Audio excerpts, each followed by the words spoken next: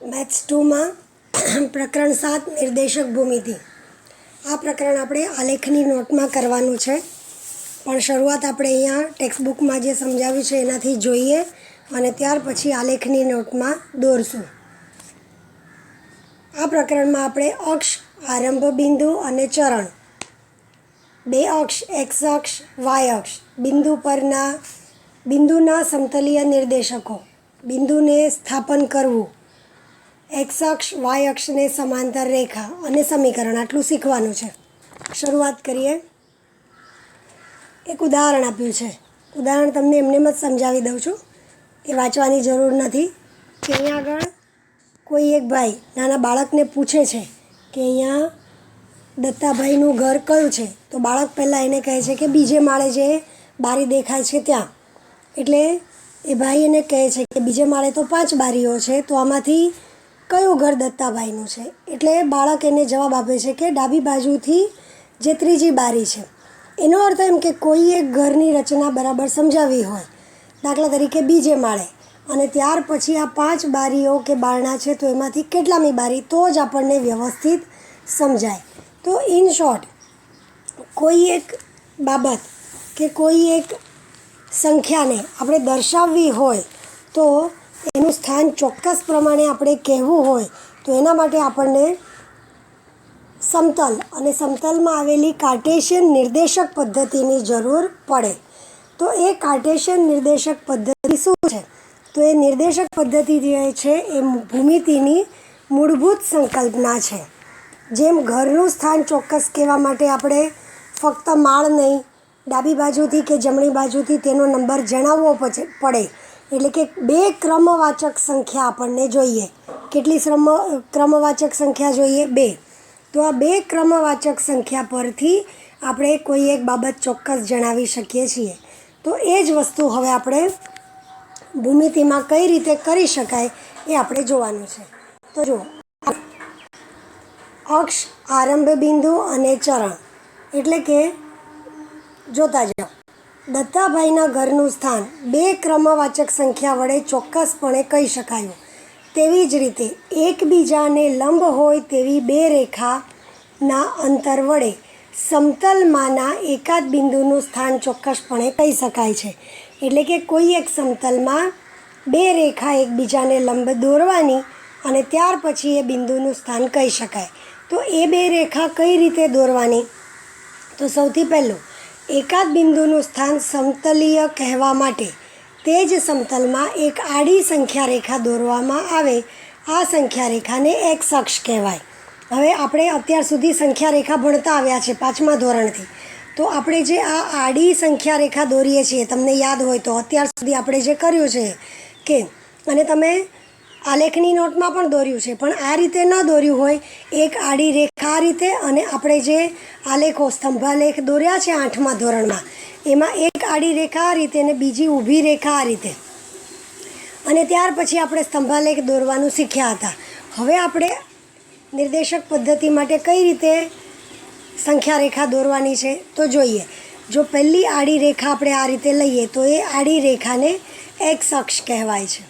कयो अक्ष कहेवाय छे? एक्स अक्ष। अने एनी सामे આપણે બીજી એક ઊભી રેખા લેવાની છે, પણ એ ઊભી રેખા કઈ રીતે એ આપણે પછી જોઈએ। તો આપણી જે આડી સંખ્યા રેખા છે એને હવે આપણે શેના દ્વારા ઓળખીએ છીએ? એક્સ અક્ષ દ્વારા ઓળખીએ છીએ। તો હવે પેજ નંબર 89 પર જઈએ અને આપણને આ જે નિર્દેશક પદ્ધતિ છે એ કોણે આપી અને શું સમજાવ્યું એના વિશે જરા માહિતી મેળવી અને પછી આગળ જઈએ કે એક રેખા આ રીતે અને બીજી કઈ રીતે।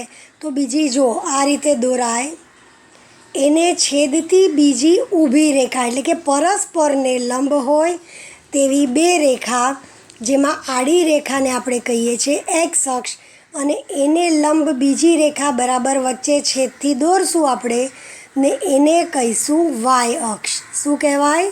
वाय अक्ष। तो आ एक्स अक्ष अने वाय अक्ष आ रीते 2 अक्ष आपणे लेवाना, जेने निर्देशक पद्धति कहेवाय छे।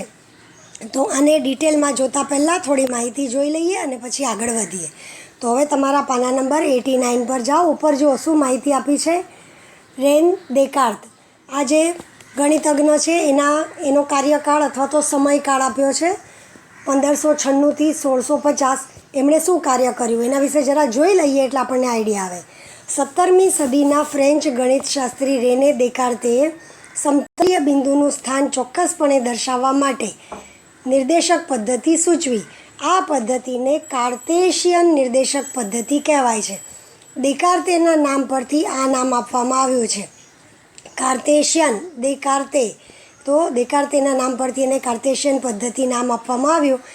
આ દેકાર્તેએ પ્રથમ ભૂમિતિ અને બીજગણિત વચ્ચે સહસંબંધ પ્રસ્થાપિત કરીને ગણિતમાં ક્રાંતિ લાવ્યા. એટલે કે બીજગણિત અને ભૂમિતિ વચ્ચે એણે સંબંધ પ્રસ્થાપિત કર્યો. હવે આ કાર્ટેશિયન નિર્દેશક પદ્ધતિ એ વિશ્લેષક ભૂમિતિનો પાયો છે. એટલે ભૂમિતિ વિશે જો સમજવું હોય તો આ એનો પાયો કહેવાય. લા જોમેટ્રિક એ રેને દેકાર્તેનું પ્રથમ પુસ્તક. ભૂમિતિનું પ્રથમ પુસ્તક રેને દેકાર્તેએ કયું લખ્યું છે? લા જોમેટ્રિક એ પ્રથમ પુસ્તક લખ્યું. એમાં તેમણે ભૂમિતિના અભ્યાસ માટે બીજગણિતનો ઉપયોગ કર્યો. સમતલીય બિંદુ વાસ્તવિક સંખ્યાની ક્રમિક જોડીથી, એક બિંદુથી નહીં. હવે ફરીથી વચ્ચેથી કહું છું તમને કે આપણે આ આડી જે સંખ્યા રેખા જોઈ એમાં કોઈ એક નિર્દેશક માટે આપણે એક જ બિંદુ દર્શાવતા હતા. વચ્ચેનું બિંદુ 0, જમણી તરફ બધી ધન સંખ્યા, ડાબી તરફ બધી ઋણ સંખ્યા, એટલે એક જ બિંદુથી આપણે એને દર્શાવતા હતા. પણ સમતલીય બિંદુને દર્શાવવા માટે વાસ્તવિક સંખ્યાની ક્રમિક જોડ એટલે કે બે સંખ્યા બતાવી એવું તેમણે સૌ પ્રથમ આ પુસ્તકમાં જણાવ્યું. અને આ ક્રમિક જોડીને કાર્ટેશિયન નિર્દેશક કહેવાય છે. એટલે કે ક્રમિક એટલે કે બે સંખ્યાથી દર્શાવવાની જે પદ્ધતિ છે તેને કાર્ટેશિયન નિર્દેશક કહેવાય. હવે આ જે ભૂમિતિ છે એને પણ નિર્દેશક ભૂમિતિ કહેવાય. તો આ નિર્દેશક ભૂમિતિનો ઉપયોગ ક્યાં કરવામાં આવ્યો? નિર્દેશક ભૂમિતિનો ઉપયોગ ભૌતિકશાસ્ત્ર, અભિયાંત્રિકી, નૌકાનયનશાસ્ત્ર, ભૂકંપશાસ્ત્ર, કલા એમ વિવિધ ક્ષેત્રમાં એનો ઉપયોગ કરવામાં આવ્યો. તંત્રજ્ઞાનની પ્રગતિમાં નિર્દેશક ભૂમિતિની બહુ મહત્ત્વની ભૂમિકા છે. જીઓજેબ્રામાં ભૂમિતિ અને બીજગણિત. જીઓજેબ્રા એટલે શું? તો જોમેટ્રી અને એલ્જીબ્રા એ ભેગું કરી એને જીઓજેબ્રા કહેવાય. તો એમાં બીજગણિત અને ભૂમિતિનો સહસંબંધ સ્પષ્ટ દેખાઈ આવે. જોમેટ્રી અને એલ્જીબ્રાના આ શબ્દો પરથી જ જીઓજેબ્રા, જો સ્પેલિંગ GEOGEBRA, જીઓજેબ્રા, જીઓમેટ્રીનો GEO, એલ્જીબ્રાનો જેબ્રા, જીઓજેબ્રા શબ્દ આ બીજગણિત અને ભૂમિતિ બે ભેગું એના માટે કરવામાં આવે છે. હવે આપણે આપણી મુખ્ય બાબત પર આવીએ. ઇઝી છે બહુ જ. આ ફક્ત માહિતી માટેનું હતું કે એક સંખ્યાને ભૂમિતિ અને બીજગણિત ભેગાની સાથે જો આપણે બે બિંદુથી દર્શાવવું હોય તો એ કાર્ટેશિયન નિર્દેશક પદ્ધતિ કહેવાય. અને એને કઈ રીતે, તો હવે આપણે આકૃતિ અને બાજુ પરનું જે માહિતી છે એને ધ્યાનથી જોઈએ એટલે આપણને ખબર પડે કે આ કઈ રીતે આપણે સંખ્યાઓને લઈ શકીએ છીએ. હવે જુઓ, અહીંયા પહેલાં આકૃતિ જુઓ અને આકૃતિને જોઈને પછી બાજુની માહિતી જોઈએ. જુઓ, આકૃતિમાં આડી સંખ્યા રેખા, આ આડી છે બરાબર. એને શું નામ લખ્યું? એક્સ અક્ષ. એ આપણી અત્યાર સુધીની સંખ્યા રેખા જેમાં બરાબર વચ્ચે 0, જમણી તરફ કેવી સંખ્યાઓ છે? બધી ધન, 1 સેન્ટીમીટરના અંતરે આપણે લેતા શીખી ગયા છીએ. અને ડાબી બાજુએ બધી ઋણ સંખ્યા. આ આપણી આડી સંખ્યા રેખા. હવે જે આ 0 છે એમાંથી પસાર થતી અને એક્સ અક્ષને લંબ હોય તેવી બીજી રેખા દોરી, જે અહીંયા દોરીને બતાવી છે બરાબર. એટલે 0માંથી બીજી દોરી જેને આપણે હવે શું લખશું? વાય અક્ષ. એટલે બે મુખ્ય અક્ષ, એક્સ અક્ષ અને વાય અક્ષ આ રીતે તૈયાર થાય અને બંને 0માંથી જ પસાર થાય છે. તો 0ને શું કહેવાય? 0ને આરંભ બિંદુ કહેવાય છે. શું કહેવાય છે? આરંભ બિંદુ. તો આ 0 આપણે આરંભ બિંદુ તરીકે લઈએ છીએ. હવે આપણે આપણી આલેખની નોટ લઈશું ને તો એમાં બરાબર વચ્ચેથી એક આડી રેખા એક્સ અક્ષ અને એના 0માંથી પસાર થતી ઊભી રેખા વાય અક્ષ દોરશું. હવે આડી રેખા પર તો સમજાઈ ગયું. 0ની જમણી તરફ ધન શીખતા આવ્યા છીએ આપણે અને ડાબી તરફ ઋણ. તો ઊભી રેખામાં શું? ઊભી રેખામાં જુઓ, 0થી એ જ પ્રમાણે આપણે બિંદુઓ લેતા જવાના 1 સેન્ટીમીટરના અંતરે. તો ઉપર 0થી ઉપર ધન સંખ્યા જુઓ 1, 2, 3 સો એવી રીતે. અને 0થી નીચે ઋણ સંખ્યા -1, -2, -3 સો એવી રીતે. હવે આ જે આખી આપણે આકૃતિ આ રીતે દોરીને બતાવી છે એ આપણે આલેખની નોટમાં એટલે કે આલેખ પત્ર પર દોરીએ તો બરાબર વચ્ચે આ બે રેખા દોરી તો આપણા આલેખ પત્રના કુલ 4 ભાગ થઈ જશે. એ 4 ભાગને શું કહેવાય છે એ જુઓ. આ બે આડી અને ઊભી એક્સ અક્ષ અને વાય અક્ષ દોરવાથી જે જમણી તરફનો ઉપરનો ભાગ મળે એને પહેલું ચરણ, પહેલાં માટે રોમન આંકડો લખવાનો 1 અને એની ઉપર લખ્યું પહેલું ચરણ, આ પહેલો ભાગ. હવે એની બાજુમાં એટલે ઉપરનો ડાબી બાજુનો રોમન આંકડો લખ્યો નંબર 2 એ બીજું ચરણ. એટલે કે આ બે અક્ષથી આપણી આલેખની જે પેજ છે એટલે કે પાનું છે અથવા તો કાર્ટેશિયન પદ્ધતિ છે એના જે સમતલ છે એટલે કે એનું જે સમતલ છે સમતલના 4 ભાગ, પહેલું ચરણ, બીજું ચરણ, પછી ડાબી બાજુએ નીચેનું ત્રીજું ચરણ અને જમણી બાજુએ નીચેનું ચોથું ચરણ, આમ 4 ભાગ પડ્યા. જુઓ જે નંબર લખ્યા છે આપણે એ રોમન આંકડા અને એની ઉપર 1 2 3 4 આ મુખ્ય બાબત છે કે આપણું જે સમતલ થયું આલેખનું એ સમતલના 4 વિભાગ, પ્રત્યેક વિભાગને ચરણ કહેવાય. અને એ ચરણ ક્યાંથી ક્યાં તરફ જાય છે તો આપણો ઘડિયાળનો જે કાંટો હોય એનું વિરુદ્ધ દિશા, આપણી ઘડિયાળ કઈ બાજુથી કઈ બાજુ જાય છે, આ બાજુથી આમ, બરાબર. જ્યારે એની વિરુદ્ધ દિશા એટલે ડાબી તરફથી ઉપરથી લઈને પછી જમણી બાજુ તરફ એ રીતે ઘડિયાળના કાંટાની વિરુદ્ધ દિશામાં ચરણોના ક્રમાંક આપવામાં આવે છે. એટલે આ પહેલું ચરણ, આ બીજું, એની નીચે આ ત્રીજું અને છેલ્લે આ ચોથું. તો આ 4 ચરણ ભાગ પડ્યા, બરાબર. હવે આ તમને સમજાઈ ગયું હશે. હવે બાજુની માહિતી જે મેં કીધી એ જ, પણ ધ્યાનથી જુઓ અને સાથે આકૃતિ પર નજર નાખતા જાઓ. એક્સ અક્ષ પર ઓ નિર્દેશકવાળા બિંદુમાંથી એક્સ અક્ષને લંબ હોય તેવી રેખા એટલે કે વાય અક્ષ સામાન્યપણે બંને રેખા ઓ એક જ બિંદુ વડે દર્શાવવામાં આવે છે. એટલે બિંદુ ઓને આરંભ બિંદુ કહેવાય છે અને અંગ્રેજી અક્ષર ઓ વડે એટલે 0માંથી જે આ આડી રેખા અને ઊભી રેખા પસાર કરી બંને પરસ્પરને છેદે એને નામ ઓ આપવામાં આવે અને એને આરંભ બિંદુ કહેવાય છે, ઓ અક્ષર વડે દર્શાવાય. હવે એક્સ અક્ષ પર ઓની જમણી તરફ ધન સંખ્યા અને ડાબી તરફ ઋણ, વાય અક્ષ પર ઓની ઉપર તરફ ધન સંખ્યા અને નીચે તરફ ઋણ સંખ્યા દર્શાવવામાં આવે. આનો અર્થ એમ કે એક્સ અને વાય અક્ષને કારણે સમતલના કેટલા ભાગ પડે છે? 4 ભાગ. પ્રત્યેક વિભાગને ચરણ કહેવામાં આવે. આકૃતિમાં દર્શાવ્યા પ્રમાણે ઘડિયાળના કાંટાની વિરુદ્ધ દિશામાં આ રીતે આપણે જઈએ છીએ. વિરુદ્ધ દિશામાં ચરણના ક્રમાંક માનવાનો સંકેત છે એટલે આ પ્રમાણે માનવામાં આવે છે. એટલે આ તમને સમજાયું હશે. અત્યારે બધું ચોપડી પરથી સમજી લો, ત્યાર પછી તમને આલેખના પેજ ઉપર દોરીને બતાવીશ એટલે તરત જ ખ્યાલ આવશે. તો હવે નેક્સ્ટ પેજ નંબર 90 પર જાઓ. શું આપ્યું છે? સમતલીય બિંદુના સહનિર્દેશક. હવે આપણે જોઈ લેવાનું. ધારો કે આપણી આલેખનું પેજ, હવે આલેખનું પેજ કેવું હોય તમને બધાને ધ્યાન જ છે એટલે છતાં પણ એક આઈડિયા તમને બતાવી દઉં કે આલેખનું પેજ આપણે કઈ રીતે લઈએ છીએ. જેમ કે આપણું આ આખું એક પેજ આલેખની નોટનું, બરાબર. અને એમાં તમે જોયું હશે કે આલેખના આ રીતે ભાગ પાડીને આપણને બતાવ્યા હોય. એની અંદર 10-10 સેન્ટીમીટર પ્રમાણે એટલે કે 1 સેન્ટીમીટર પ્રમાણે આપણને આવી રીતે ડાર્ક રેખા અને વચ્ચે અંદર નાની નાની રેખાઓ જે 10 mmની હોય એ પ્રમાણે બતાવી હોય, બરાબર છે. તો આને આધારે આપણે બરાબર વચ્ચે મિડલમાં કેવી રીતે લેવાનું જુઓ. જે બરાબર મિડલમાં આવતું હોય એમાં એક ઊભી રેખા અને એક આડી રેખા. તો આડી રેખા અને પણ અહીંયા સુધી જ એટલે દોરીને બતાવીશ.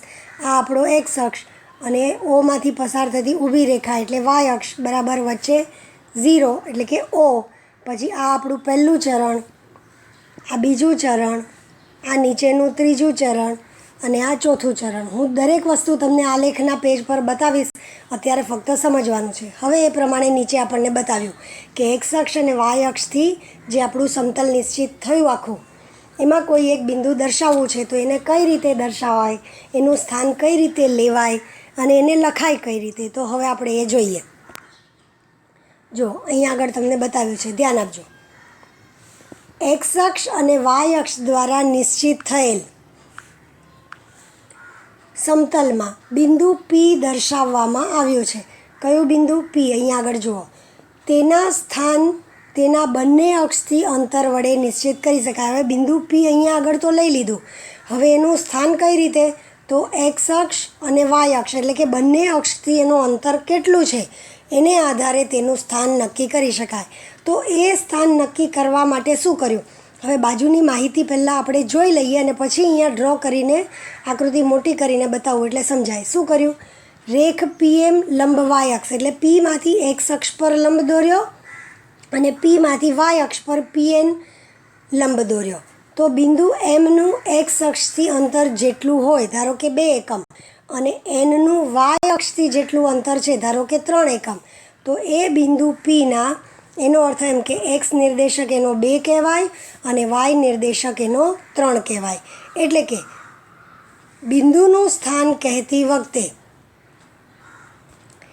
એક્સ સહનિર્દેશક અક્ષથી અંતર પ્રથમ જણાવવાનું એવો સંકેત છે અને ત્યાર પછી એક્સ નિર્દેશક પહેલો જણાવી અને ત્યાર પછી વાય નિર્દેશક, એટલે આ સંકેત અનુસાર બિંદુ પીના નિર્દેશકોનો અંતરનો ક્રમ કેવી રીતે આવે?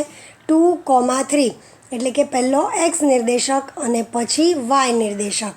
તો આ પ્રમાણે બિંદુ પીનું સ્થાન સંખ્યાની 2, 3 આ જોડી વડે ટૂંકમાં દર્શાવી શકાય છે. હવે આકૃતિ જોઈએ અને પછી તમને એમાં સમજાવું. ધ્યાન અહીંયા. હવે જુઓ, અહીંયા એક્સ અક્ષ વાય અક્ષ આ તેનું આરંભ બિંદુ ઓ, એક્સ અક્ષ પર ઓની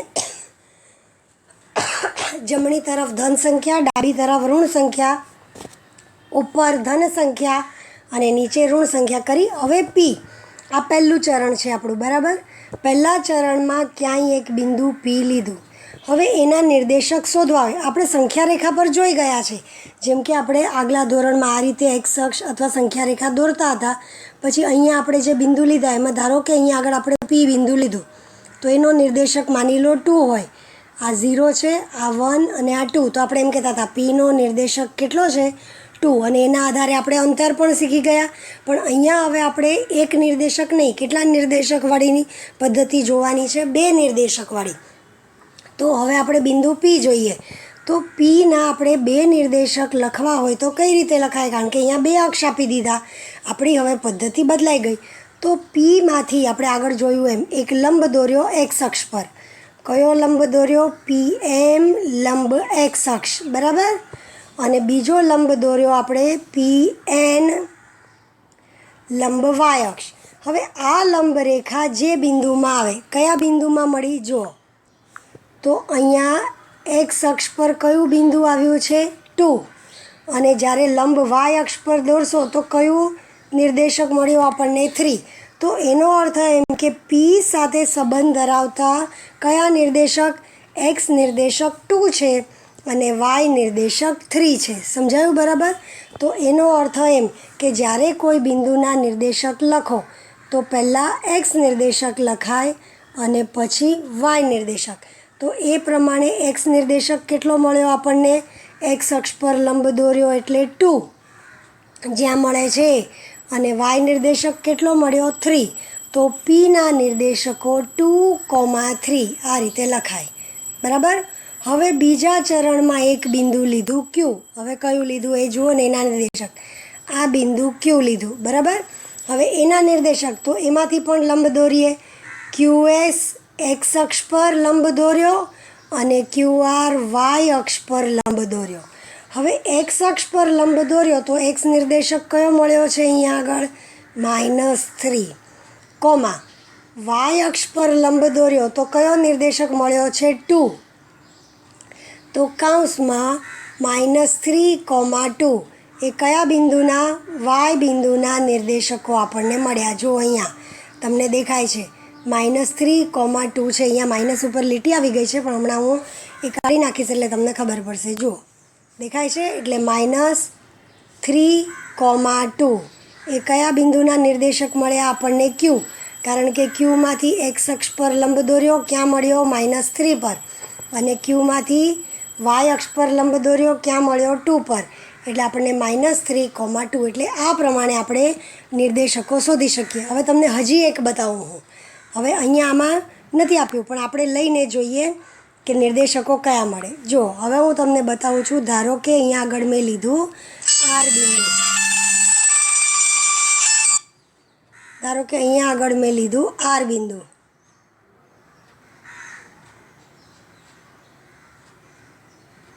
હવે હું લખું છું અહીંયા આગળ આર. હવે આપણને આરના નિર્દેશક જોઈતા હોય તો આરમાંથી આપણે લંબરેખા એક એક્સ અક્ષ પર દોરશું. જરા ત્રાસું જાય છે, લઈને બતાવું, 1 મિનિટ.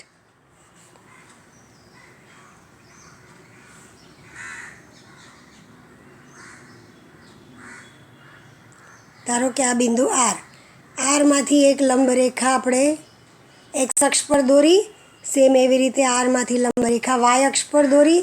તો જો એક્સ અક્ષ પર દોરી તો કયું બિંદુ આવ્યું 3, વાય અક્ષ પર દોરી તો કયું બિંદુ આવ્યું -3.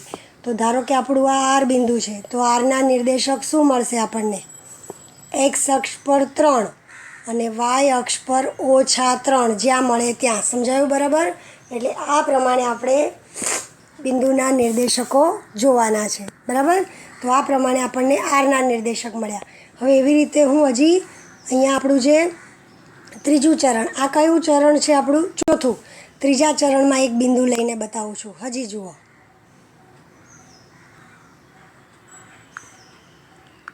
હવે જે લઉં છું એ ધ્યાન આપજો.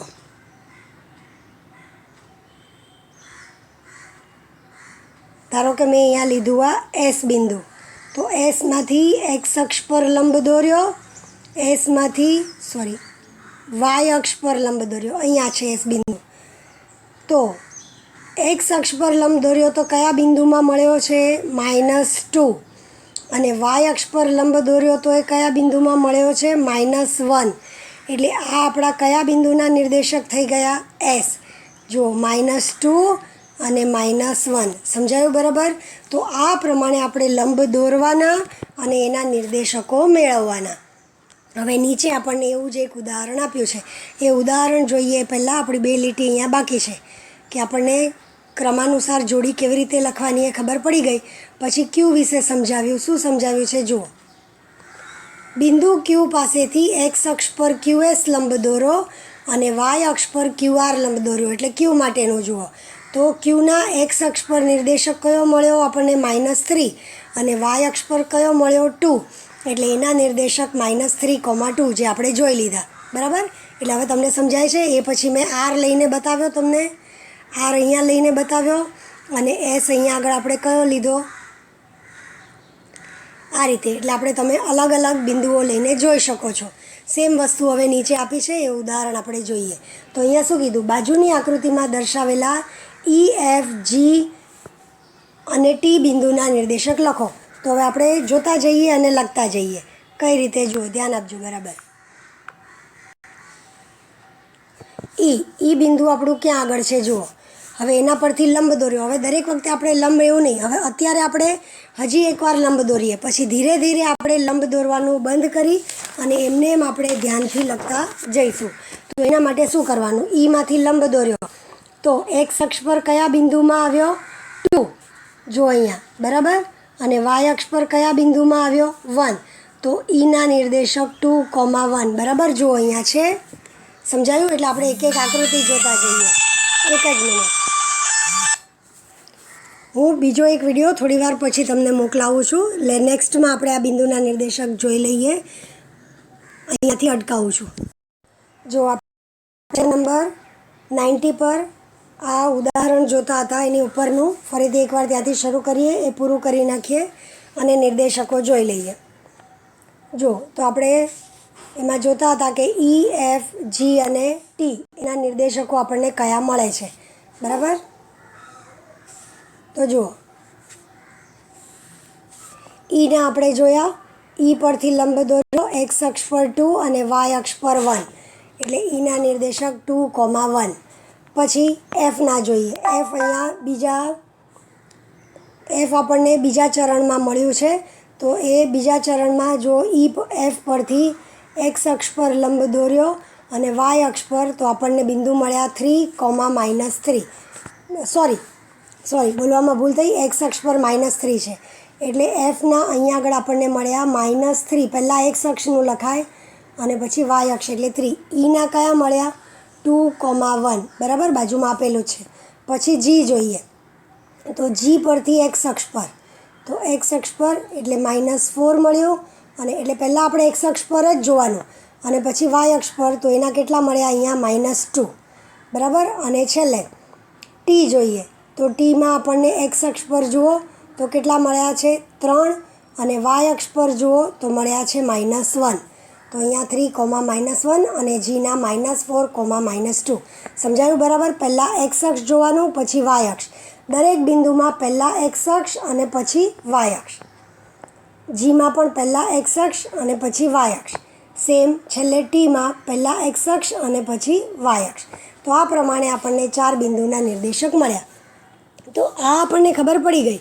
એનો અર્થ ઇન શોર્ટ કે આપણને દરેક બિંદુ જે ચરણમાં મળ્યા એ કોઈ એક ખાસ બાબત જણાવે છે.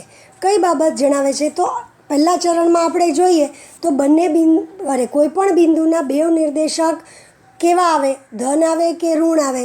બીજા ચરણમાં ધન આવે કે ઋણ આવે. એવી રીતે દરેક ચરણમાં કયાના ધન આવે અને કયાના ઋણ આવે એ આપણે સમજવું બહુ જરૂરી છે. તો હવે નેક્સ્ટ પેજ પર જઈને આપણે એ ધન અને ઋણ જોઈ લઈએ એટલે તમને બરાબર સમજાશે કે દરેક ચરણમાં આપણને ખાસ વાત જોવા મળી. શું જોવા મળી આના ઉપરથી જ આપણે જોઈએ. જો પહેલાં ચરણમાં તમે અહીંયા જુઓ, ક્યાંય પણ બિંદુ લેશો એક્સ નિર્દેશક બધા કેવા છે ધન અને વાય પણ બધા ધન. એનો અર્થ એમ કે પહેલાં ચરણમાં બધા નિર્દેશક કેવા આવશે? બંને ધન જ આવશે બરાબર. એ જ હવે આપણે નેક્સ્ટમાં શીખવાનું છે. તમને અલગ કલરથી લખીને બતાવું એટલે ખ્યાલ આવે. પહેલાં બંને એક્સ અને વાય અક્ષ પહેલાં ચરણમાં બંને ધન જ આવશે.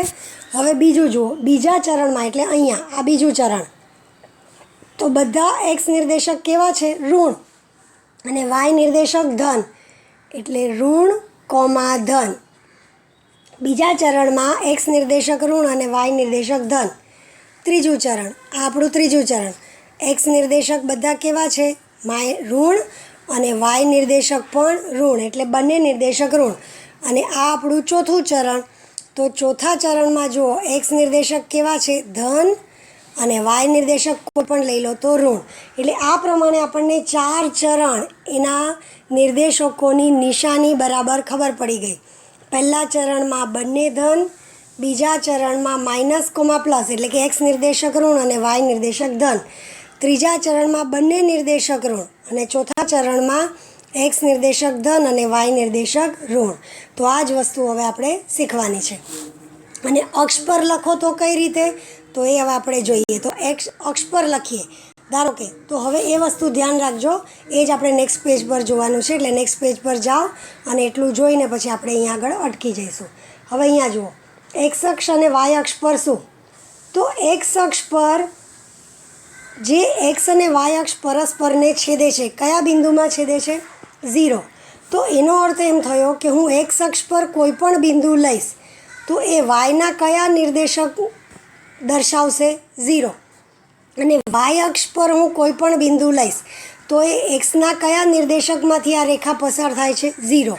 તો એનો અર્થ એમ થયો કે એક્સ અક્ષ પર કોઈ પણ બિંદુ લઈશું તો એનો વાય નિર્દેશક 0 આવશે અને વાય અક્ષ પર કોઈ પણ બિંદુ લઈશું તો એનો એક્સ નિર્દેશક 0 આવશે. કઈ રીતે? જુઓ, હવે ઝૂમ કરીને બતાવું એટલે તમને ખ્યાલ આવે. આ જુઓ એક્સ અક્ષ આપણું. એક્સ અક્ષ પર આપણે કોઈ એક બિંદુ લીધું. આ 4 બિંદુ આપ્યા છે, ડાબી બાજુએ પણ 4, કોઈ પણ એક બિંદુ લો. તો ધારો કે આ પહેલું બિંદુ લીધું તો એનો એક્સ નિર્દેશક 1, તો વાય નિર્દેશક એટલે આ તમારી વાય રેખા છે ઊભી જે છે. તો આ લંબ દોર્યો એના પરથી, તો વાય નિર્દેશક કયો આવવાનો છે? 0 જ આવવાનો છે. કોઈ પણ જગ્યાએ લઈ લો એક્સ અક્ષ પરના બિંદુ, તમે વાય અક્ષ પર લંબ રેખા તો આ જ આવવાની છે.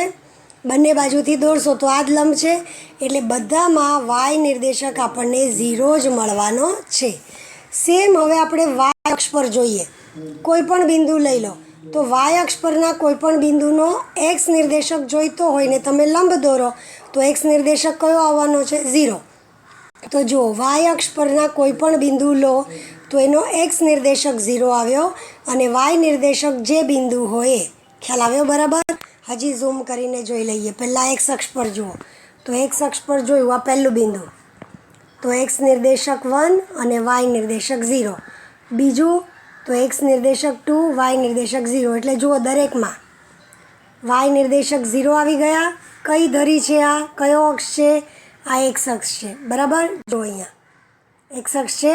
હવે આપણે વાય અક્ષ જોઈએ તો વાય અક્ષ પર ધારો કે ઉપર જોયું, આ વાય અક્ષ કોઈ પણ બિંદુ લો, એના ઉપરથી એક્સ અક્ષ પર લંબ દોરશો તો એક્સ નિર્દેશક 0 જ આવવાનો છે. અને વાયના જે બિંદુ હોય આ 1, 2, 3, 4, એટલે એક્સ અક્ષ અને વાય અક્ષ પરના બિંદુને પણ બે નિર્દેશક વડે દર્શાવવા હોય તો યાદ રાખવાનું કે એક્સ અક્ષ પરનું કોઈ પણ બિંદુ વાય નિર્દેશક 0, વાય અક્ષ પરનું કોઈ પણ બિંદુ એક્સ નિર્દેશક 0. બરાબર? આ વસ્તુ બરાબર ધ્યાનમાં રાખવાની. અને ચરણના અમે દર્શાવી દીધા. જો કઈ રીતે.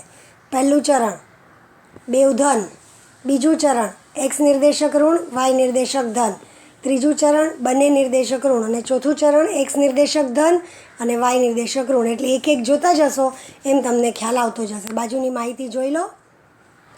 શું કીધું છે? એમ બિંદુનો એક્સ નિર્દેશક એટલે એમ બિંદુનું વાય અક્ષથી અંતર અને એક્સ અક્ષથી અંતર 0. એટલે એમ બિંદુ આપણને ક્યાં આગળ આપ્યો છે? જુઓ, એક્સ અક્ષથી, એટલે કે એનો એક્સ અક્ષથી અંતર કેટલું થયું? અક્ષથી અંતર 0 જ થવાનું છે. એટલે વાય નિર્દેશક 0 છે અને વાય અક્ષથી અંતર કેટલું થાય છે? 3.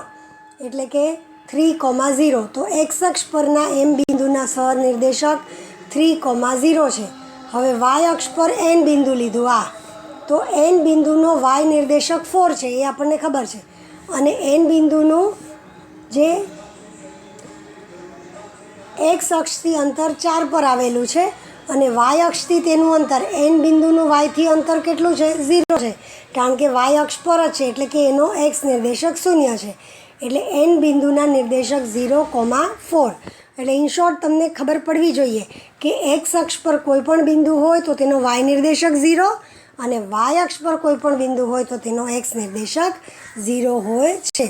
આમ જે ઓ બિંદુ છે એટલે કે આરંભ બિંદુ, તો એનો અર્થ એમ થયો કે ઓ બિંદુ જે છે આરંભ બિંદુ એ એક્સ અને વાય બંને અક્ષ પર છે અને બંને અક્ષોથી તેનું અંતર કેટલું છે? 0 જ છે.